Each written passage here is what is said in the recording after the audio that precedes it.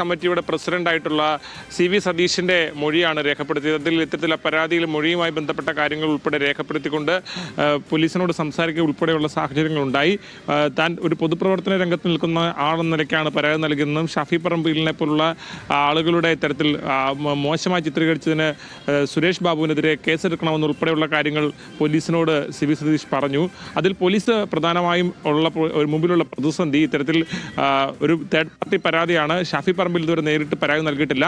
ആ ഘട്ടത്തിൽ പോലീസ് ഈ കാര്യങ്ങൾ ചോദിച്ചപ്പോൾ ഷാഫി പറമ്പിലിനോട് കൂടി ആലോചിച്ചിട്ടാണ് പരാതി നൽകിയെന്ന് ഉൾപ്പെടെയുള്ള കാര്യങ്ങൾ നേതാക്കൾ പറഞ്ഞു.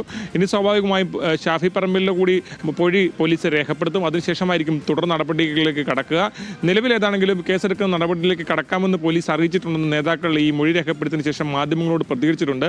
പക്ഷേ അത് ഞാൻ പറഞ്ഞ ഈ തുടർ നടപടികൾ പൂർത്തിയാക്കിയ ശേഷമായിരിക്കും പോലീസ് ഏതാണെങ്കിലും ആ നടപടിയിലേക്ക് കടക്കുക. നിലവിൽ ഏതാണെങ്കിലും പ്രാഥമികമായി പരാതി നൽകിയവരുടെ മൊഴി പോലീസ് രേഖപ്പെടുത്തിയിരിക്കുകയാണ്. ഇനി ഇതിന്റെ തുടർ നടപടി എന്ന നിലയ്ക്ക് ഷാഫി പറമ്പിലിന്റെ മൊഴി രേഖപ്പെടുത്തും. അജിത്ത്, വിവാദമായ സുരേഷ് ബാബു നടത്തിയ അധിക്ഷേപ പരാമർശത്തിൽ പാലക്കാട് ബ്ലോക്ക് കമ്മിറ്റി നൽകിയ പരാതിയിന്മേൽ പാലക്കാട് ബ്ലോക്ക് കമ്മിറ്റി ഭാരവാഹികളുടെ CV സതീഷ് അടക്കമുള്ള ആളുകളുടെ പാലക്കാട്ടെ നേതാക്കളുടെ മൊഴി പോലീസ് രേഖപ്പെടുത്തിയിരിക്കുന്നു. അതിന് തൊട്ട് പിന്നാലെ ഇതാ ഒരു വലിയ വാർത്ത പുറത്തേക്ക് വരികയാണ്.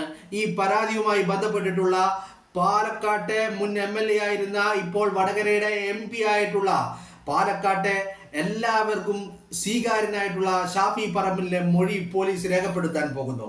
പാലക്കാട് നോർത്ത് പോലീസ് സ്റ്റേഷനിൽ നിന്ന് ഷാഫിയെ ബന്ധപ്പെട്ടപ്പോൾ മൊഴി നൽകുവാനായി താൻ വരാൻ സന്നദ്ധനാണ്, മൊഴി നൽകാൻ തയ്യാറാണ് എന്നുള്ള കാര്യം പാലക്കാട്ടെ പോലീസിനെ ഷാഫി പറമ്പിൽ അറിയിച്ചിരിക്കുന്നു എന്നുള്ളതാണ് സുരേഷ് ബാബുവിനെ സംബന്ധിച്ചിടത്തോളം വലിയ തിരിച്ചടിയായിരിക്കുകയാണ് കാര്യം. സുരേഷ് ബാബു ഒരു ഘട്ടത്തിൽ ഈ ഒരു കേസ് ഇതൊരു നിയമ നടപടിയിലേക്ക് പോകരുതെന്ന് അതിയായി ആഗ്രഹിച്ചിട്ടുണ്ടായിരുന്നു സുരേഷ് ബാബു. കാരണം അതിന്റെ അടിസ്ഥാനത്തിലാണ് സുരേഷ് ബാബു കാലത്ത് ഒരു പത്രസമ്മേളനം നടത്തി ഷാഫി പറമ്പിലിനെതിരെയും സ്ത്രീകളെയും അധിക്ഷേപിച്ചുകൊണ്ട് പരാമർശം നടത്തുന്നത്. അത് കഴിഞ്ഞിട്ട് 2 മണിക്കൂർ കഴിയുമ്പോൾ വീണ്ടും പത്രക്കാരെ വിളിച്ചു വരുത്തിക്കൊണ്ട്, മാധ്യമ പ്രവർത്തകരെ വിളിച്ചു വരുത്തിക്കൊണ്ട് സുരേഷ് ബാബു പറഞ്ഞത് ഞാൻ അത്തരത്തിൽ ഒരാളുടെയും പേര് പറഞ്ഞിട്ടില്ല എന്നുള്ളതാണ്. നിന്ന നിൽപ്പിനെ ഈ സുരേഷ് ബാബു പച്ചക്കള്ളം പറയുകയായിരുന്നു. ഷാഫി പറമ്പിലിന്റെ പേര് പറഞ്ഞുകൊണ്ട് തന്നെയായിരുന്നു സുരേഷ് ബാബുവിന്റെ വെളിപ്പെടുത്തലും അധിക്ഷേപവും ഈ പറയുന്ന വ്യക്തിഹത്യയും. എന്താണെങ്കിലും പാലക്കാട് ബ്ലോക്ക് കമ്മിറ്റി നൽകിയ ഈ ഒരു പരാതിയിന്മേൽ ആദ്യം നമ്മൾ കുറച്ച് നേരത്തെ കണ്ടു, രാവിലെ ഇന്ന് കണ്ടു, നമ്മളതിനെക്കുറിച്ച് വീഡിയോ ചെയ്തിട്ടുണ്ടായിരുന്നു. ആ വീഡിയോയിൽ നമ്മൾ കണ്ടു പാലക്കാട്ടെ ബ്ലോക്ക് കമ്മിറ്റി ഭാരവാഹികൾ പോലീസ് സ്റ്റേഷനിൽ വന്നു, നോർത്ത് പോലീസ് സ്റ്റേഷനിൽ വന്നു, അവരെ മൊഴി കൊടുത്തു, അവരുടെ പരാതി അവർ ഉന്നയിച്ചിട്ടുണ്ട്.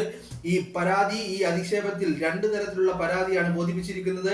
ഒന്ന് സ്ത്രീകൾക്കെതിരെ അധിക്ഷേപം നടത്തിയിരിക്കുന്നു എന്നുള്ള പരാതി, മറ്റൊന്ന് ഷാഫി പറമ്പിലിനെതിരെ അധിക്ഷേപം നടത്തിയിരിക്കുന്നു എന്നുള്ള 2 തരത്തിലുള്ള പരാതികൾ നൽകിയിട്ടുണ്ട്.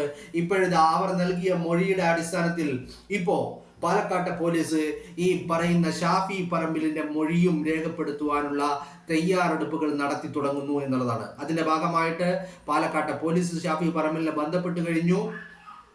മൊഴി നൽകുവാനുള്ള അവരുടെ ആവശ്യം അവർ ഷാഫി പറമ്പിലിനെ അറിയിക്കുകയും ഷാഫി പറമ്പിൽ ഉടനെ തന്നെ മൊഴി നൽകാൻ താൻ എത്താമെന്നും താൻ അതിന് സന്നദ്ധനാണ് എന്നുള്ള കാര്യവും പാലക്കാട്ടെ പോലീസിനെ അറിയിച്ചിരിക്കുന്നു.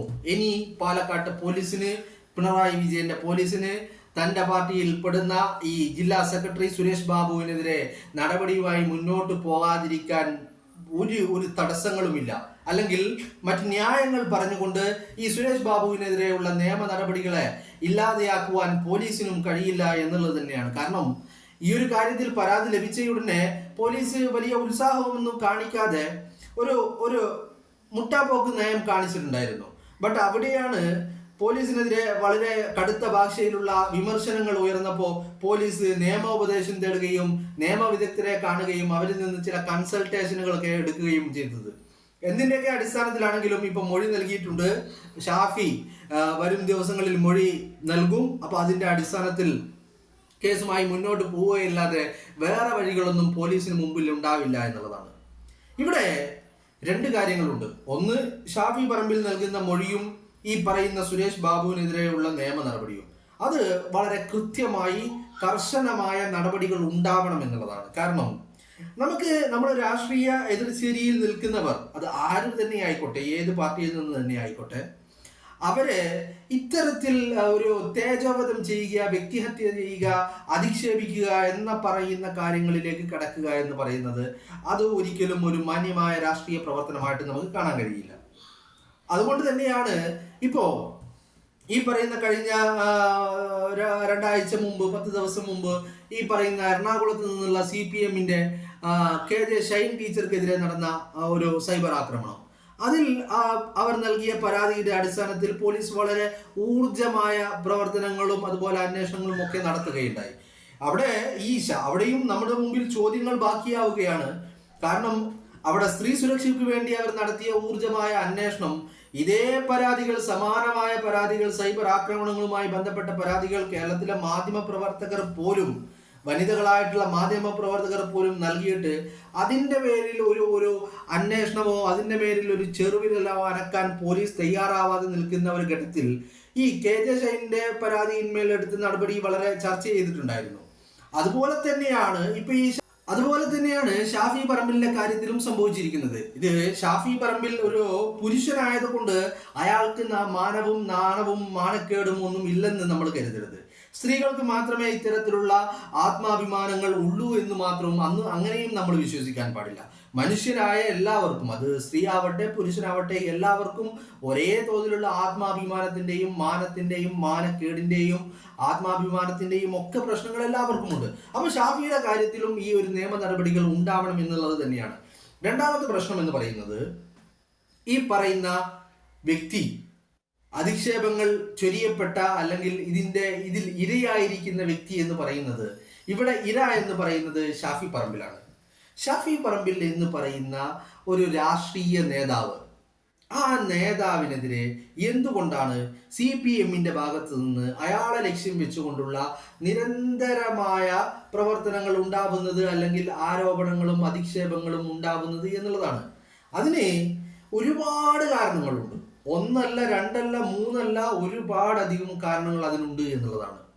അതിൻ്റെ ഒരു കാരണം എന്ന് പറയുന്നത്, ഇപ്പൊ പാലക്കാട്ട് 13 വർഷം 2024 ലോക്സഭാ ഇലക്ഷന് വേണ്ടി ഷാഫി വടകരയിൽ മത്സരിക്കുവാൻ വേണ്ടി ചെല്ലുന്ന ആ ദിവസം വരെ പാലക്കാട്ടെ MLA ആയിരുന്നു ആര്? ഈ പറയുന്ന ഷാഫി പറമ്പിൽ. അങ്ങനെ 13 വർഷം തുടർച്ചയായി പാലക്കാടിന്റെ MLA ആയ ഷാഫി പറമ്പിൽ അന്ന് മുതലേ CPM-ന്റെ കണ്ണിലെ കരടായിരുന്നു എന്നുള്ളതാണ്. അതിനുള്ള കാരണം എന്ന് പറയുന്നത്, ഇപ്പോ കഴിഞ്ഞ ദിവസങ്ങളിൽ നമ്മൾ ഈ സുരേഷ് ബാബുവിന്റെ അധിക്ഷേപവും ഷാഫി പറമ്പിലിനെതിരെ നടത്തിയ ഈ ഒരു അധിക്ഷേപവുമായി ബന്ധപ്പെട്ട് സോഷ്യൽ മീഡിയകളിൽ ചില ന്യായീകരണങ്ങൾ നമ്മൾ പലപ്പോഴും അവിടെയൊക്കെ കാണുന്നുണ്ട് ഈ അന്തംഗമികളുടെ ഭാഗത്ത് നിന്ന്. അതിൽപ്പെടുന്ന ഒന്നാണ് ഈ സുരേഷ് ബാബു എന്ന് പറയുന്ന പാലക്കാട് ജില്ലാ സെക്രട്ടറി, അയാളുടെ ഒരു കഴിവാണ് ഈ പറയുന്ന പാലക്കാട് ജില്ലയിൽ പാലക്കാട് നിയോജക മണ്ഡലമല്ലാത്ത ബാക്കിയുള്ള എല്ലാ മണ്ഡലങ്ങളിലും CPM വിജയിക്കുവാനുള്ള കാരണം എന്ന് പറയുന്നത് അയാളുടെ കഴിവാണ് എന്നുള്ളതാണ്. അയാളുടെ കഴിവ് അത് ആയിരിക്കുമ്പോൾ തന്നെ ഈ പറയുന്ന പാലക്കാട് നിയോജക മണ്ഡലം ഇവർക്ക് ഒരിക്കലും തൊടാനും കഴിഞ്ഞില്ല എന്നുള്ളതാണ്. അപ്പോ പാലക്കാട് നിയോജക മണ്ഡലം ബാക്കിയുള്ളതൊക്കെ തിരിച്ചു പിടിക്കുവാനും ഒക്കെ സാധിച്ചപ്പോഴും പാലക്കാട് നിയോജക മണ്ഡലത്തിൽ ഒരു ചലനവും ഉണ്ടാക്കാൻ ഈ പറയുന്ന CPM-ന് സാധിച്ചിട്ടില്ല എന്നുള്ളതാണ്. അത് ഒരു കാരണം. രണ്ടാമത്തെ കാരണം എന്ന് പറയുന്നത്, പാലക്കാട്ട് നിന്ന് ഷാഫി പറമ്പിൽ വണ്ടി കയറി വടകരയുടെ മണ്ണിലേക്ക് ഇറങ്ങിയപ്പോൾ അവിടെ ഈ ഷാഫിക്ക് എതിരാനുണ്ടായത് KK ശൈലജ ടീച്ചറാണ്. അതായത് പിണറായി വിജയന്റെ ആദ്യ സർക്കാരിലെ ആരോഗ്യമന്ത്രിയായിരുന്ന KK ശൈലജ ടീച്ചർ. ഈ ശൈലജ ടീച്ചർ ഒരിക്കലും വടകരയുടെ മണ്ണിൽ തോൽക്കില്ല, എന്ത് കാരണവശാലും അവിടെ ശൈലജ ടീച്ചർ വിജയിച്ച് കയറുമെന്നുള്ളത് തന്നെയായിരുന്നു ഈ പറയുന്ന സഖാക്കളുടെയും CPM-ന്റെയും വിശ്വാസവും അവരുടെ പ്രതീക്ഷയും.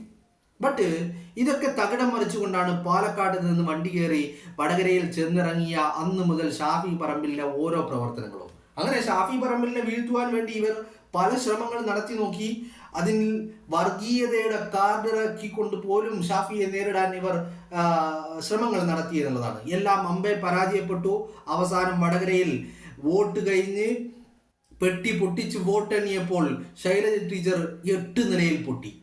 അപ്പോൾ അത് അടുത്തൊരു കാരണമായി മാറി. അവിടെയാണ് ഈ റഹീമിനെ പോലെയുള്ള ഈ പറയുന്ന സഖാക്കളുടെ ക്രിമിനൽ സംഘങ്ങൾ ഷാഫിയെ പൊളിറ്റിക്കൽ പോയിസൺ ആണ് എന്നൊക്കെ പറഞ്ഞ് ഇങ്ങനെ വാതോരാതെ സംസാരിച്ചു കൊണ്ടിരുന്നത്. ഇതൊന്നും വടകരയിലെ ജനങ്ങൾ കണക്കിലെടുത്തില്ല എന്നുള്ളതാണ്. അപ്പോൾ അങ്ങനെ രണ്ടാമത്തെ കാരണമുണ്ട്. പിന്നെ എന്ന് പറയുന്നത് ഈ ഷാഫി പറമ്പിലിന് പൊതുവെ അതിപ്പോൾ പാലക്കാടാണെങ്കിലും വടകരയിലാണെങ്കിലും കേരളത്തിൻ്റെ ഏത് ഭാഗത്താണെങ്കിലും ഷാഫി പറമ്പിലിന് ലഭിക്കുന്ന സ്വീകാര്യതയാണ്. ഈ സ്വീകാര്യത വലിയ തരത്തിൽ ഈ CPM-നെ വലിയ തരത്തിൽ അസ്വസ്ഥരാക്കുന്നുണ്ട് എന്നുള്ളതാണ്. അസ്വസ്ഥരാക്കുന്നുണ്ട് എന്ന് പറഞ്ഞു കഴിഞ്ഞാൽ അവരുടെ പാർട്ടി കേന്ദ്രങ്ങളിൽ പോലും രാഷ്ട്രീയ ഭേദമന്യേ ജാതി ഭേദമന്യേ ഷാഫി പറമ്പിലിനെ ആളുകൾ ഇരു കൈയും നീട്ടി സ്വീകരിക്കുന്നു എന്നുള്ളതാണ്. അപ്പൊ ഇത്തരത്തിലുള്ള ഒരു വ്യക്തിക്കെതിരെ ഈ പാർട്ടിയുടെ ജില്ലാ സെക്രട്ടറി തന്നെ നടത്തുന്ന അടിസ്ഥാനരഹിതമായ അധിക്ഷേപങ്ങൾ, ആ അധിക്ഷേപങ്ങളിൽ നടപടി ഉണ്ടാവേണ്ടതുണ്ട്. അത് സുരേഷ് ബാബു ഒരിക്കലും അനുകൂലമാവരുത്. സുരേഷ് ബാബുവിനെ 8 നിലയിൽ പൂട്ടുക തന്നെ ചെയ്യണം എന്നുള്ളതാണ്.